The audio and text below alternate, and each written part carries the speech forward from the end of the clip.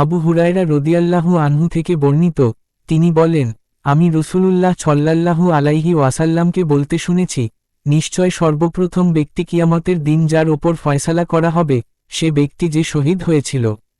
তাকে আনা হবে, অতঃপর তাকে তার আল্লাহর নিয়ামতরাজি জানানো হবে, সে তা স্বীকার করবে। তিনি বলবেন, তুমি এতে কি আমল করেছ?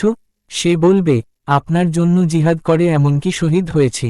তিনি বলবেন, মিথ্যা বলেছ, তবে তুমি এ জন্য জিহাদ করেছ যেন বলা হয় বীর, অতএব বলা হয়েছে। অতঃপর তার ব্যাপারে নির্দেশ দেয়া হবে, তাকে তার চেহারার ওপর ভর করে টেনে হিঁচড়ে জাহান্নামে নিক্ষেপ করা হবে। আরও এক ব্যক্তি যে ইলম শিখেছে, শিক্ষা দিয়েছে ও কুরআন তিলাওয়াত করেছে, তাকে আনা হবে। অতঃপর তাকে তার নিয়ামতরাজি জানানো হবে, সে তা স্বীকার করবে। তিনি বলবেন, তুমি এতে কি আমল করেছ? সে বলবে, আমি ইলম শিখেছি, শিক্ষা দিয়েছি ও আপনার জন্য কুরআন তিলাওয়াত করেছি। তিনি বলবেন, মিথ্যা বলেছ, তবে তুমি ইলম শিক্ষা করেছ যেন বলা হয় আলেম, কুরআন তিলাওয়াত করেছ যেন বলা হয় সে কারি, অতএব বলা হয়েছে।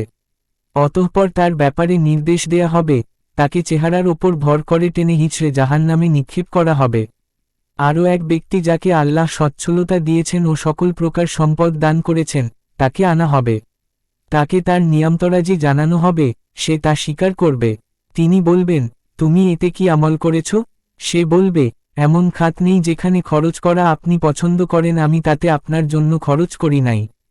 তিনি বলবেন, মিথ্যা বলেছ, তবে তুমি করেছ যেন বলা হয় সে দানশীল, অতএব বলা হয়েছে।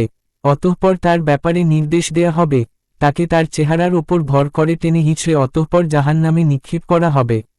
মুসলিম ও নাসাই হাদিসটি সহিহ।